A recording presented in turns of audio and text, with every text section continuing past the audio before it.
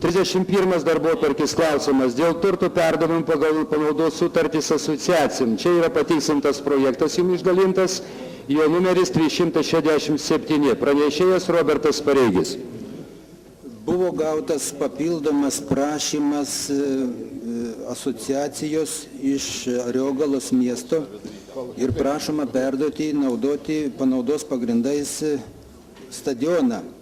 Todėl yra įterptas trečias punktas naujai ir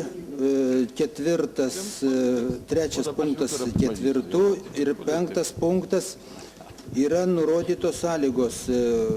Turbūt jūs susipažinote, kalba eina apie papildomas sąlygas, tai Raseinių seniūnijos pastate, kur išnuomojame, perdodame panaudos pagrindais krašto bendrijai, su sąlyga, kad komunalinius patarnavimus apmokės savivaldybės administracija, tačiau nemokamai naudosis visos biudžetinės įstaigos šitą salę. Sąlyga Ariogalos vienybei draudijai, kad stadionų taip pat savivaldybės reikmėms bus naudojamasi neatlygintinai. Ar turite, prašau, Liudai? Gerbiamas pranešėjau, aš labai prašyčiau netraukti į nutarimo projektą klausimą liečiantį Ariogalos stadioną, kadangi jis nėra išdiskutuotas Ariogalos bendruomeniai, Ariogalos miesto bendruomenė santara apie tai nieko visai nežino, apie tai prieštaringos nuomonės yra ir mūsų miesto seniūnas. Ir pati miesto bendruomenė yra šokiruota šituo sprendimu. Prašyčiau šį ištraukti, apsvarstyti ir, jeigu reikalo esant, įtraukti tą klausimą atskirų per kitą tarybos posėdį. Šiuo momentu sprendimas yra skubotas ir jis visuomeniai nėra svarstytas, o klausimas yra svarbus. Ariogalos stadionas tai yra viso miestelio, sakykime, Ariogalos pažiba toks ir naudojasi daug kas ir dabar atiduoti vienai visuomeniniai organizacijai, manau, kad reikalingos platesnės diskusijos. Ačiū. Prašau švietimo komitetą. Tai dar turbūt komentarą turi komiteto pirmininkas. Turiu tokį trumpą komentarą, ką arioganiškiams gal nėra didelė naujiena, kokia būklė buvo šito stadiono, kol jaunimas, vadovaujamas aktyvių kitų jaunų žmonių, pats susitvarkė stadioną, padarė į vienų geriausių Raseinių rajone savo jėgom, rėmėjų lėšomis, ir kai stadionas buvo aptvarkytas, kai jie pradėjo dalyvauti Lietuvos futbolo federacijos varžybose, tai buvo natūralus noras tą veiklą stiprinti. Bet Ariogalos visų aktyvų žmonės jau galėjo tą išsiaiškinti žymiai anksčiau ne per tarybos posėdį ir padėti tiems vaikams tvarkyti savo stadioną. Jie rodo gerą iniciatyvą, aš manau, kad tą iniciatyvą reikia palaikyti į teisinius rėmus, tą įsprausų tikrai reikia. Bet tikrai ne tarybos posėdį mes turėtumėm pradėti aiškintis Ariogalos bendruomenės reikalus. Ar yra dar norinčių paklausti, prašau, jūs turėjote komentarą? Jau galima, aš paantrinčiau vienai. Neturėtume mes užkirsti jaunimui galimybių sportuoti, nes neįsiteisinus jiem atsiranda teisinių problemų, jeigu mes jiem nesuteikėm galimybės juo oficialiai naudoti. Niekas nesiūlo užkirsti, galiu aš.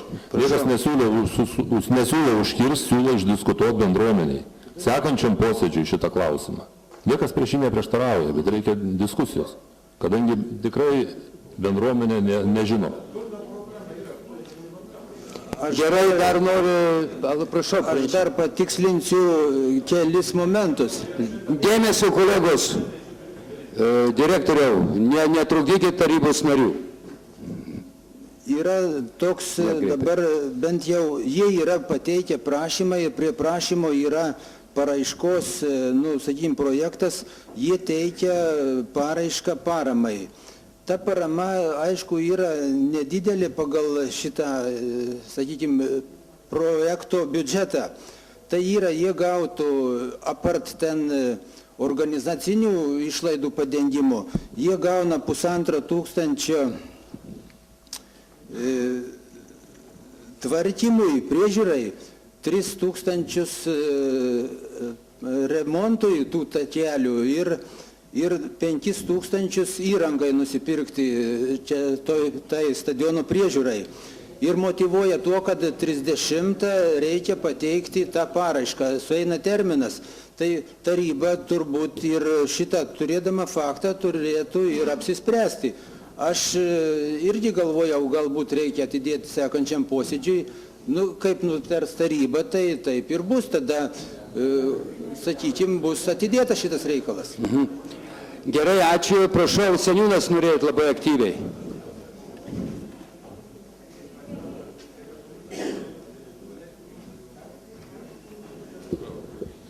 Gerbiami tarybos nariai, turbūt padarytumėt patį blogiausią darbą, jeigu priimtumėt šiandien tą sprendimą. Aš noriu paaiškinti, kad tas stadionas buvo visą laiką tvarkomas idealiai, nušienaujama, prižiūrimas ir mes visi Ariogalos miesto gyventojai jo naudojamės. Dabar, kad būtų šitaip, kad mes turėtume eiti kažko paklausti, ar mes galime įžengti į stadioną, tai yra baisu. Viena. Antra, aš nesuprantu, kodėl iki šių dienų, sakykime, architekto tarnyba piktybiškai nenori įteisinti žemės savivaldybei, stadiono žemės. Nes ten turim sugražinti Vasiliauskienė apie 90 arų žemės, jei nėra sugražinama, tuo pačiu negalima įteisinti žemės savivaldybei. Dar vienas dalykas, galiu paaiškinti tai, kad atsirado toks nacius, kuris neaišku, kieno stumiamas, kažkokiu mafijozų Kauno, nori būtinai užvaldyti mūsų šitą gražų kampelį. Kas ten susirenka? Atseit futbolistai. Futbolistų amžius nuo 8 metų iki 12. Ir neina į mokyklą, mes jau svarstom kaip nelankančius mokykloje, tėvai skundžiasi, kad tas nacius atsineša alaus dar ten, jie ten pijokauja. Ir aš kada nusileidau vieną dieną, apie 11 valandą, ten žiūriu vaikų grupę, kurie turėtų būti mokykloje. Klausiu, vaikai, ką jūs čia veikiat? Laukiam trenerio, mes žaisim futbolą. O kai pasižiūri, ką jie ten daro tam stadione, nu nežinau, atsiprašau, tikrai prašau atidėti klausimą, ir tegu būtų svarstymas pačių gyventojų ir tada galima būtų priimti tą sprendimą. Ačiū. Ar turite kas dar komentarų, pasisakymų ar klausimų? Prašau, direktorių. Žinokit, nežinau, kaip ten Ariogalai pas jūs, bet aš iš tikrųjų mačiau to pono Stepono Naciaus labai gražią iniciatyvą prie Šaltinio mokyklos, ne taip senai. Tikrai žaidė vaikai, žaidė renginys, išdalinta futbolo federacijos dovanos buvo. Taip galima sakyti, kad vadovauja Varanavičius futbolo federacijai, taip Kauno mafijozai turbūt. Ir aš nežinau, kodėl seniūnas pyksta ir kodėl tokie dalykai vyksta, nes, užgniauškim jaunimą dabar, užgniauškim. Va dabar, sakys, atėjo politikai, mes paprašėm pinigų, negausim, yra 30 diena terminas, negausim pinigų, jie spjausi visą, tie vaikai, supranti, nubėgs, išeis į gatvę, aš nežinau, žinau. Gerai, ačiū direktoriui, dabar šiek tiek trigrašiai aš noriu lysti. Kadangi prieš posėdį kalbėjau ir anksčiau esam kalbėję, liudininkas yra ir švietimo skyriaus vedėjas, būtent pas direktorių Stanko, mokyklos direktorių, apie šitą grupę moksleivių, tai akcentas buvo direktoriaus, kad tik tai šitas treneris ir padeda vaikus išlaikyti mokyklai. Aš nežinau, iš kur seniūnas susiformavo tokią nuomonę apie alų ir kitos visas bitkas. Taip, bet šitą grupę vaikų, iš tikrųjų direktorius yra teisus, reikėjo atvykti pažiūrėti Šaltinių stadione. Apranga pasirūpinta, taip. Toliau, vaikai suburti, atvežti į varžybas, ne tik tai į Šaltinį, bet ir su gimnazija dar žaidė, taip toliau. Vadinasi, yra iniciatyva, ir aš tikrai siūlau, jeigu ten kažkokios yra šiek tiek negerovės, pažiūrėti, pagloboti, bet neužgniaužti iniciatyvus. Prašau, minutė. Kad kuo daugiau galėtų sportuoti ir mokiniai, ir studentai, ir mes patys vyresnieji, tai dar daugiau aikštelių toje Lietuvoje ir savivaldybėse reikėtų. Bet šiandieną, gal kai atsitiko taip, nėra susėdę prie vieno stalo ir išdiskutavę. Tiesiog pasakė, ką gerai daro, žinau ir matau, ir rengiamas aikštelės visoje Lietuvoje, ir reikia dėkoti, kad atsiranda tie iniciatoriai. Aišku, jie negalės parašyti projekto, neturėdami savo žemės nuosavybės. Ir pikta, jeigu Gaspadoris buvo vienas, ateis lyg tai kitas. Tai tam turi būti aiškus susitarimas.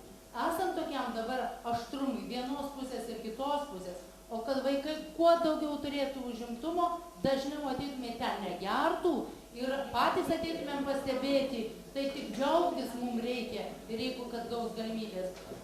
Mano nuimti tą įtampą, neskubėkime. Susės ir mokyklos direktorius, ir kūno kultūros mokytojai, ir seniūnai, ir komiteto nariai. Ir čia pat, po mėnesio sprendimą priimsim. Projektai dar nesibaigė. Mėnuo laiko dar nesibaigė. Ačiū. Prašau, Sigitas. Man tai labai keista seniūno nuomonė, kad vaikai susirenka organizuotai gerti. Tie vaikai, kada susirenka jie organizuotai negeria. Jie žymiai daugiau gers tam stadione, kada nebus niekas organizuojama. O tai norėčiau pasakyti, mes sėskim, laukim, tarkimės, o šitie moksleiviai gaus minimalią tą paramą, bet jiems jinai labai svarbi. Kol mes diskutuosime, praeis visi terminai paduot paraiškų ir mes galėsim žiūrėti vaikam, reikia sakyti, Ne, mielas, atsakysiu jums. Aš už paramas, už projektus didesnius ir žinau, kada projektai baigėsi. Už tai, dėl to prašau nurimti visiems ir paremti vaikus, padėti ir mums, ir jums. Gerai, ačiū, prašau, Antanas dar nori. Aš noriu atkreipti dėmesį, kaip buvo Sarvališkis. Dubysos slėnyje, jeigu, tai aš manyčiau, kad reikėtų pamastyti. Tačiau Purvėje yra nebaigtas stadionas, taip pat pylimas padarytas ir jeigu reikia žemės, ir čia rodo iniciatyvą, jis visai netoli mokyklos, tarp Žemaičių plento, formuotas, išlygintas, gražus stadionas nupjautas. Jį tik tai reikia. Tai ten ir skirkime, problema bus įspręsta. Ir prie Dubysos bus Dainų slėnis stadionas ir šitas, kuris pradėtas, bet jis dar neužbaigtas. Tai skirkim pinigus ir tegu jaunimas kuriasi savo stadioną. Jokios problemos nebus. Tai gal tada, prašau, Jordanai.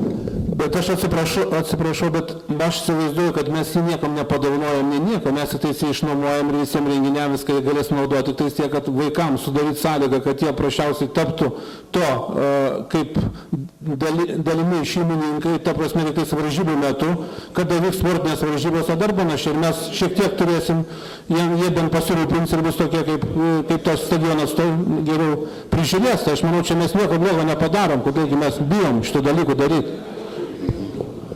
Ačiū. Ar turite dar kokių klausimų, komentarų dėl šio sprendimo projekto? Yra du siūlymai. Vienas siūlymas, kurį mes tvirtinami darbo atvarkę, tai yra pritarti sprendimo projektui. Antras siūlymas yra pritarti sprendimo projektui be šio punkto. Taip aš suprantu. Gerai. Tada, kolegos, apsispręskim balsavimu. Kas už šį sprendimo projektą, kaip yra pateikta darbotvarkėje? Prašau balsuoti.